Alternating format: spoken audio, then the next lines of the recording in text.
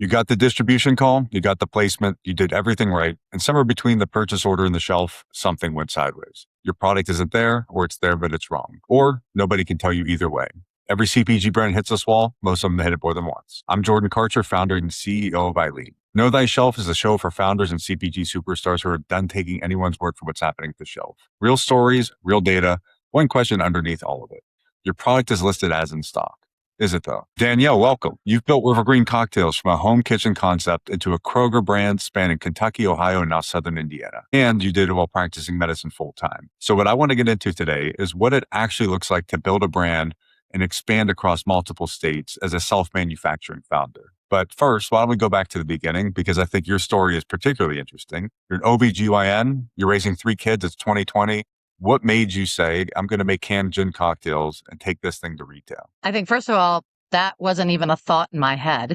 This was not a calculated move at all.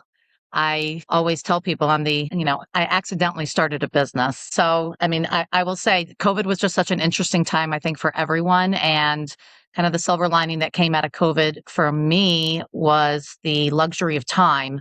I had not had that much free time in a very long time. As you said, I'm a single mom of 3 boys and full-time OBGYN. I had a very thriving private practice, very busy. And all of a sudden, I wasn't allowed to work anymore. And so I was in the hospital very limited. Every other week I had completely off. And so with all that free time, I did what a lot of people did. After I did my garden and my cleaning the closets and everything else, like I started making cocktails. And during that summer, I was introduced to gin.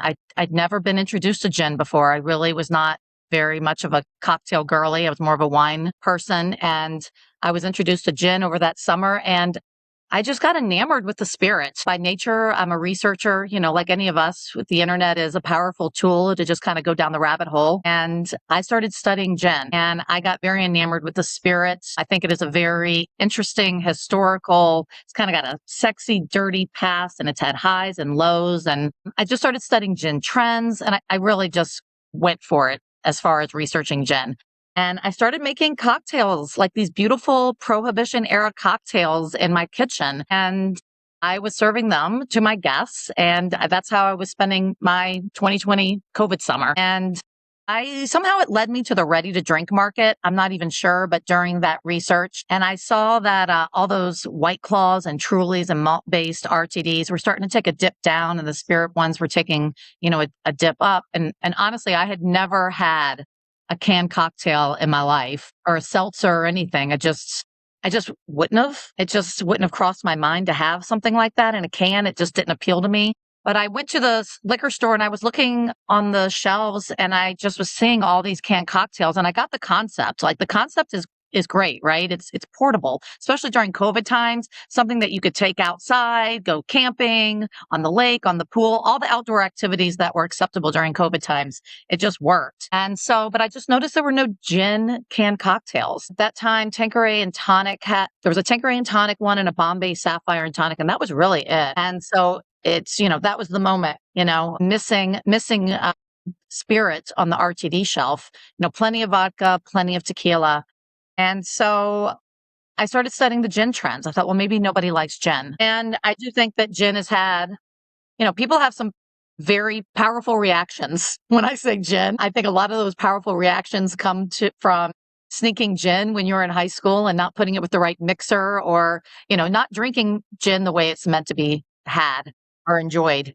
And so I started studying gin trends and I've been betting on gin since I started this business 6 years ago. Gin is, slower obviously to rise than vodka or tequila, but I was saying like East and West Coast, definitely we're seeing like a rise in gin drinkers. And I'm based in Louisville, Kentucky, and I've even seen it here, especially, you go out to a fine dining restaurant, a pretty decent place, you're going to be hard pressed not to find a couple gin cocktails on the menu these days. And I don't think that it used to be that way, or at least I didn't notice it. And so I saw an opportunity. And so I thought, why can't I take these lovely classic gin cocktails that I'm making in my kitchen, put them in a can and sell them? Because I thought there's got to be more people like me who kind of had an aversion to a canned cocktail, just like that's not what I'm going to go for. Because in the spirit of research, I tried a bunch of them and I didn't like them. It's like they were either very sweet very metallic, artificial tasting, or it just was blue or a weird color. Like, I'm just not going to drink that. And so I just felt like there was an opportunity for someone like me who understood the portability of a can, but would be interested in better ingredients in that can.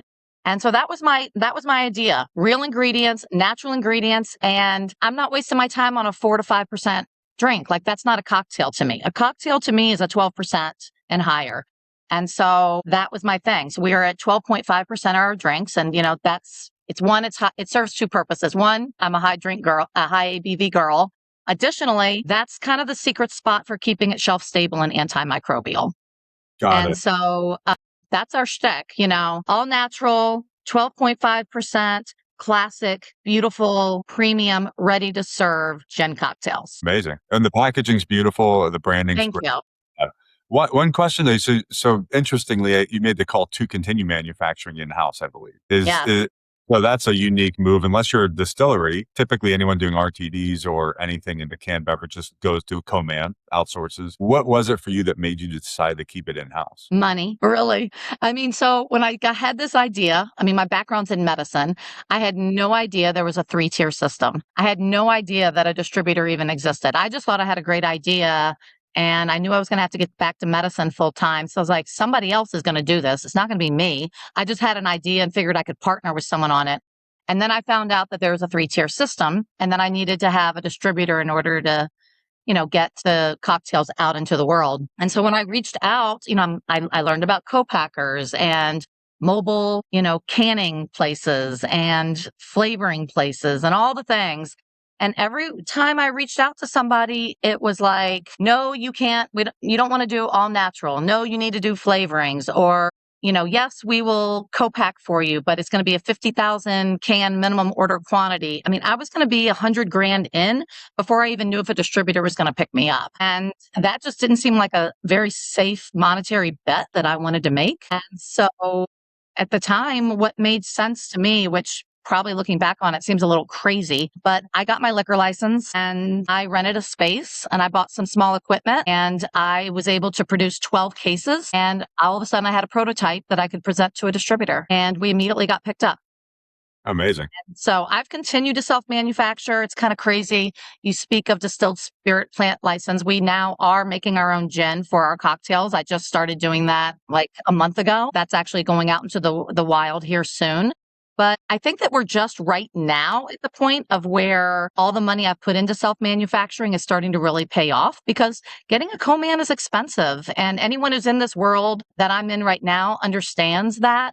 And it is hard to be profitable in this industry. Everyone kind of has the same goal, to get bought out. I don't think that's any secret to anyone who's in this space with me, is that, you want to be desirable to someone who can take you to the next level. Yeah. I think was the old joke. The fastest way to make a small fortune in the industry is to start with a big one. And Yeah. I think that's kind of what you see. But no, I think the approach is spot on, especially when you care about quality. I think you can go to co-packers, but you're going to be sacrificing, you're making trade-offs. And early on, I think what makes the best brands great, and a lot of times they eventually get acquired or they end up doing some type of outsourcing, even with the great whiskey and bourbon brands in your neck of the woods. What they do is they create a really great product first. And so you're kind of putting that as the emphasis. And I think that's a really smart move versus just saying, here's the brand, here's an idea, you guys make it.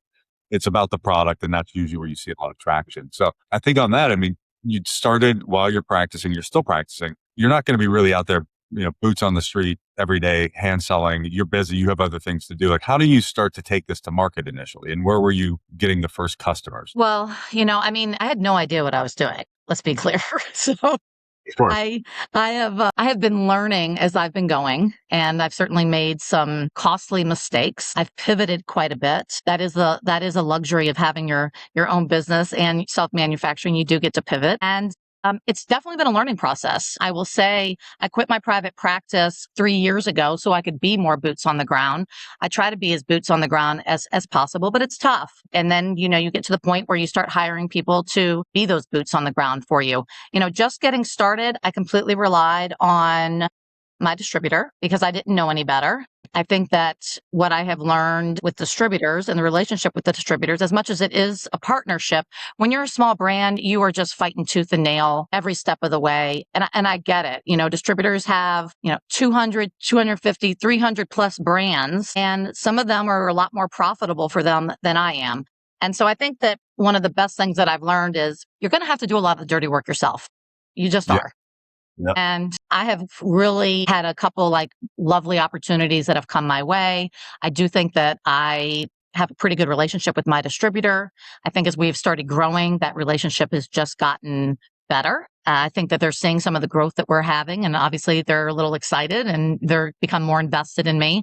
But I mean, obviously, the big thing for me, like my, Hail Mary was I got Kroger pretty early on. And I was only selling 800 cases a year when I got Kroger. I started during COVID. I didn't know, what to expect, how many cases is a lot, how many cases is too little. I just didn't know any of this kind of stuff. And the first year was really slow going. I mean, I think I sold 250 cases. We launched in May of 2021. And that year we closed at maybe 350 cases. The next year comes around and I met someone who liked my drinks.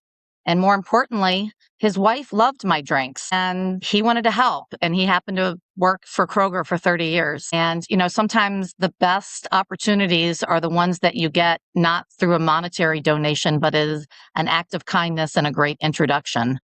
For sure. And I got to pitch to Kroger, and I was only selling 800 cases at that time. And Kroger said, we'll give you a shot. And I did the boots on the ground. I went to every Kroger wine and spirit store in the state of Kentucky, and I got 25 stores to pick us up. And I learned early on about liquid to lips marketing. I thought that made sense. Like, how is somebody going to choose my beautiful cocktail over another brand? Liquid to lips. I'm like, I'll put my cocktails up against anyone, but I got to actually get it into your lips. And so I started doing a bunch of those myself, and we started to get some traction in Kroger. And within less than a year, we got on the set. We got in the set of all the Kroger stores in the state of Kentucky. And then very soon after that, I was invited to enter into Ohio. And now we're in the set of Kroger stores in Ohio as well.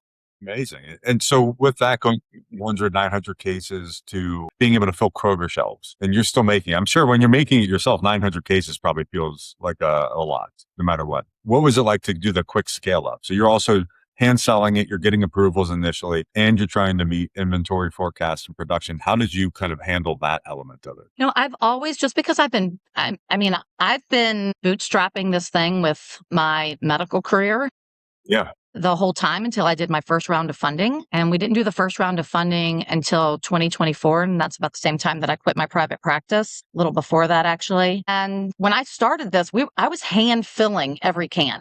It would take about 6 hours to do 12 cases. And that's just kind of how I did it every weekend. I just would fill cans. And once we started getting a little traction with Kroger, I bought my first canning line. Okay. And so it was a little thing, but it did 15 cans per minute. And it was a lot faster than my hand. And so, we just kind of have scaled when the need was there. I've never wanted to put a lot of money into something until I knew that it was needed. And so we started with that. And then when we got invited to go into Ohio, that's when I really did an upgrade on equipment. I went from my, one BBL, 30-gallon tanks. I had 4 of them at the time. And then I jumped to 4 7 BBL tanks that are 270.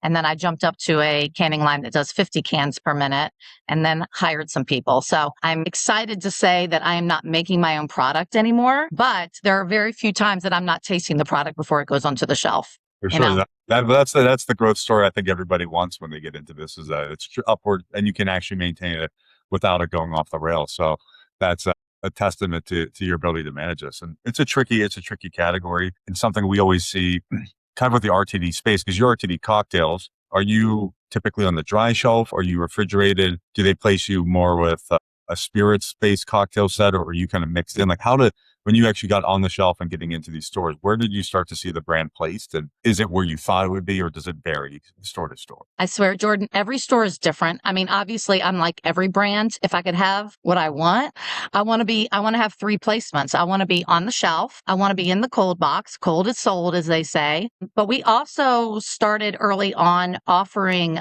displays. So we have handmade displays, wooden displays that are very attractive. And the display holds 8 cases. And so that's usually what I want. I want a display, I want shelf space, and I want the cold box. But every store is different. And so we're always hustling between the distributor, my team, and myself to sell in a display, to sell in to the cold box. An independent liquor store is always going to be different than Kroger, than one of these big guys. So, if I get dedicated shelf space when I'm in the set of Kroger, but I try to sell in a display rack to every Kroger I can. So the display is the best way to get, I guess, some of that standalone attention on a new brand. 100%. And 100%. I think you've probably obviously learned a lot since you come into this industry. Ohio being a control state with control rules. Is Kentucky a control state or is it an open market? No. So you've already Everyone says Kentucky's the wild, wild west. Well, yeah. Well, I find so how have you been able to navigate that? Because those are two wildly different experiences in itself. No, absolutely. I will tell you though, Ohio's a beast, and I just didn't really understand what a beast it is, and I mean that in a complimentary way. We sell 2x more in Ohio, if not more than that, 2.5x more in Ohio than we do in Kentucky. One, just the nature of the population. It's a bigger state, 13th largest, because I looked that up just to see. But also, too, what's interesting about Ohio, as much as it's a control state, we're still considered low proof. Yeah. So we're low proof at our ABV of 12.5. But where I'm really winning in Ohio, and I'm not so much in Kentucky, is the fact that I can sell in the grocery store. Yes, I don't have to have a dedicated liquor store. So it's an impromptu purchase because I can sell by bread and people can see our product and go, oh, this looks good. I'll try this. Whereas, you're going into a liquor store, you usually are you're not shopping. You're going with something in mind. I'm headed in for red wine. I'm headed in for bourbon. And so you're not really checking everything out.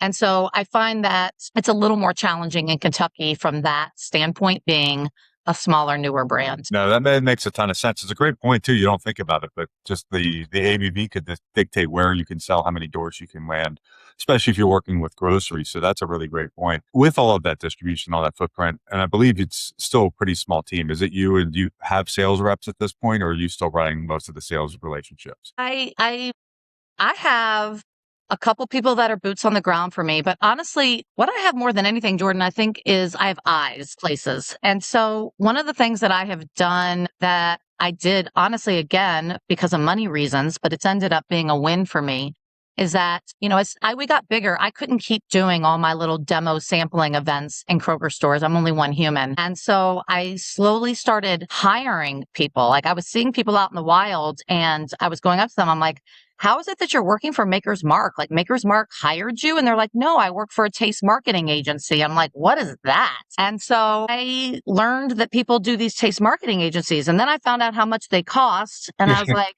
can we keep out the middleman? And so we have a very robust team of ginfluencers, as we call them.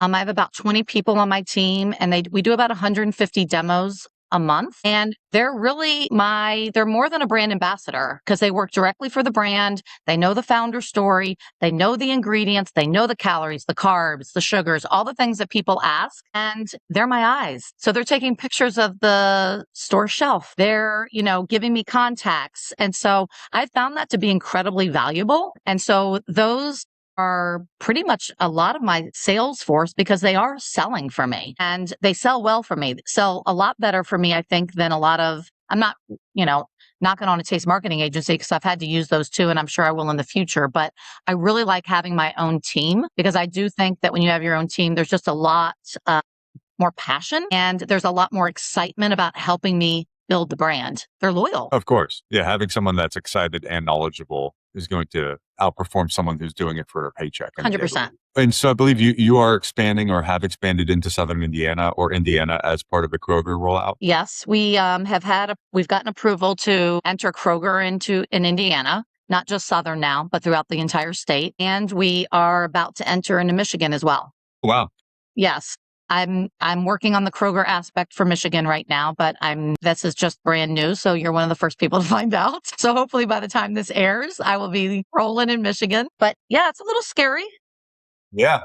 Entering 2 states is a big deal for me. We've been rolling with just 2 states this entire time, and I've been really strategic and methodical about that. I've never wanted to take on too many states at the same time. I think it's important to dig deep and not wide. I've never been one who's been like, "Oh, great, we're in 15 states." Like, who cares? If you're not selling well in 15 states, then it doesn't matter. I'd rather sell great in 2 to 4 states than be in 20.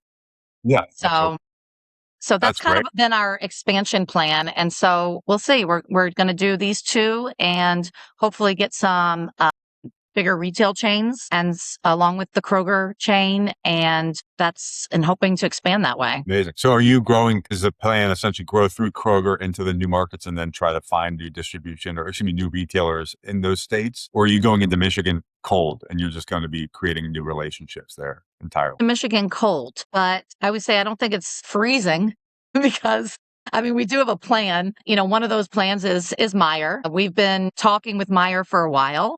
And I think sometimes when you have a certain region that a retailer chain is in, such as Kentucky, Ohio, Michigan, and Indiana, then all of a sudden you look a lot more desirable to a retailer. Certainly, I am hoping and think that Kroger will happen in Michigan because I think we've done a really good job with Kroger. They've been a great partner to us. And so I will definitely go after them. But, I think too, it's a lot of it is like hoping that you get that right distributor. You get that distributor and you're like, you need someone who's going to be a partner to you that's going to have the connections as well and help land some of these big retailers because that's the start. Of course, I love my independent liquor store owners. That's another part of it. But it doesn't support the independent liquor store guy either if you're not in some of these big retailers. Yeah, absolutely. And are you making any push on premise or are you sticking purely with retail? No, that's a really excellent question. I know there's kind of this theory, or at least I learned it after I'd already started, that some brands, and I could name some now that has worked very well for, they've started on premise before they even did the off premise, and they've just been wildly successful on premise, and then it translated to off premise. One, I started during COVID, so there was no such thing as on premise. Secondly, I just have always thought about the money aspect and not necessarily the marketing aspect. So in my head, I was like, I can sell more off premise than on premise. So my brain never really thought on premise. That's not really where my brain is now. We have really started to work in getting an on-premise footprint, especially in Kentucky. I actually just created an incentive program for my team just to kind of push on-premise. And we have just started offering our cocktails in kegs Wow, amazing. to really help the ROI for, a bar, restaurant, and me, honestly, because the ROI is really good for me on a keg as well. And I think it's interesting. I think that, it works for the right place. So we're really pushing our bee's knees because a lot of bartenders will say that making a honey syrup is not fun. And so our bee's knees is our cocktail. We're really pushing for on premise right now. Also, and with that in mind, with the SKUs itself, are you planning on expanding the portfolio much, or are you sticking with kind of the core SKUs as you grow? Another excellent question, Jordan. Love the idea of limited time offerings. I have the space. I have the opportunity to do limited time offerings. But I also too at this phase, I'm like, nobody knows who we are. Like I'm very cognizant, like I know who we are and I might be like, gosh, Bees Knees Gimlet Greyhound. I've been making them now for 5 years, but no one in Michigan knows who we are, so they're new cocktails for them. So I don't want to put my attention on that right now, but do I have my limited time offerings? Yes. Where I see limited time offerings for our brand being really cool too are certain things that I can do. Like we did do a LTO for the soccer team here in Louisville, and that was great. People loved it. And what it did for me too is it's kind of like a research and development. And so I could see me doing like an LTO, maybe even for just Kentucky and Ohio, just to see what it does. Maybe it takes off. And if it does, then expanding it. So I think we'll get there. As we're trying to enter new states, I just don't have the bandwidth. Yeah. Well, and of the three, is Bee's Knees your number one seller in can as well, or would it be Greyhound? Like, how does that break down from the current? So our best selling SKU overall is the variety pack. I mean, Okay. for sure it's the variety pack. I think that's going to be for almost all brands. People will say a variety pack. I always say with people who are doing an RTD, you got to have a variety pack Yeah. because like a place like Kroger, the shelf space is is just such prime real estate. They're not going to give me, as a small brand, 3 facings for my 3 SKUs, but they'll give me 1 facing for my variety pack. And so you got to have a variety pack. As far as the individual flavors, it's all the bee's knees has always been my queen bee, always. But I will say, just this summer, Gimlet is a tight second place, really tight, which the Gimlet's my personal favorite. So it's no surprise to me. We always say it's kind of like a clean margarita for people who like margaritas. Yes. And then the Greyhound is definitely is in last place, but I just think that's because it's grapefruit. And people either love grapefruit or they don't. And ours is real grapefruit. So you got to like grapefruit. But at the same time, I could never get rid of that cocktail because people who like it are fanatical about it. That's great. Yeah, I mean, that's what you need. That's the idea of variety pack. I agree with. The other side of that is if you buy a variety pack and it's exclusively available in a variety pack, do you ever figure out which SKU those people are drinking and migrating towards? Because what you'd want, obviously, would be variety pack. Then they find a favorite and that becomes their go-to. Are you Absolutely. able to navigate there? Is it just kind of people are buying it over and over? Are you hearing directly from consumers saying like, hey, I wish I could buy a 6-pack of these knees? Like, where do you see any of that or hear any of that from the retailers or your customers? You know what? I don't know if I'm privy to that data. One, I think you have to pay a ton of money for some of that Kroger data. I do get a decent amount of Kroger data from my distributor. But I'll tell you, Jordan, I always think some of that data is skewed because when we came in to Ohio, Kroger, when they started with us, like our variety pack is in the set, but our 4-packs are not. So all they wanted was the variety packs. And then we had to hustle to get them to bring in the 4-packs. And so we basically had to hand sell to every Kroger and say, your variety pack, I know it sells great, but some people are only going to like the bee's knees and they're going to discover that from the variety pack. And so I never trust some of those numbers because we're still hustling to get our 4-packs into some stores. Fair. No, that makes sense. Last question. I want to make sure we get you back to work. I know you've got a lot on your plate, so we don't need to stay too long on this. But one thing I always love to ask people, and I think you're a perfect person to ask, if you could go back in time or if a new founder was coming to you and saying, hey, Danielle, I'm thinking of starting a brand in the beverage space. Doesn't have to be RTD. It doesn't have to be gin. What are a couple things or one thing that you wish you knew or that you'd pass on to a new founder in the space that you didn't know in 2020? I know the immediate answer to that. If I could do everything over again, like the one big thing I would do differently is I would have started networking immediately. I mean, networking is absolutely changed my business. It's what gave me the Kroger connection. I think that the people that you meet in the industry, especially here in Louisville, Kentucky, and I would think it'd be a lot of places, people want to help people. And I think that when you are an entrepreneur and you're in a startup and you've gone through these things before, people want to be a part of the journey. They get excited for you and they want to pay it forward. And what I found at my stage now is I certainly don't know a lot like other people know, but for someone who's just starting out, I love being a resource. I'm like, how can I help you? And the more you talk to people, you find out like, oh, you're getting your cans for that price. Can I have your connection? Oh, Yeah. You're doing it this way. Can I have your connection? And so I think that there's a lot of value in networking early. And honestly, Jordan, I didn't even know networking was a thing. In medicine, we don't network. We just work. Sure. Yeah, good point. Yeah, it's very true. I always think the number of casual or new conversations you can have in a day will usually dictate how much impact you have down the road. And it's so easy when you're an entrepreneur or founder just to get locked into your own world where you're just sitting there and thinking about your product and thinking about your strategy. And oftentimes, like me, so one of our first large investors that came in for Eileen, my platform, just came because I was at WSWA chatting with brands and ended up meeting a venture capital group from that. And so you never know. It's just You never know. You have to be willing to talk. And I think that is a great piece of advice for any founder is you have to get your ass off the couch and go out and talk to people. Because 100%. Absolutely. You never know where a connection is going to lead you. Yeah. And the other thing I would say too, even with the networking thing, I always say, that finding a good advisor and finding someone that you can bring into your circle or onto your team who just has a lot more experience than you do is also key. Agreed. Anybody who's a founder or an entrepreneur knows there's good days and there's bad days. And, when you're like on the edge of the cliff, you need someone to talk you off the ledge. And there's no one better to do that than someone who's been in the trenches before and survived it. Very true. That's it. We all know that Every day is supposed to be challenging. You just hope some of them are easy along the way. I'm always like, oh, wow, that was a good day. Yeah. Usually Yeah. it's just fire drills, but that's our job. Our job is to do the hard stuff.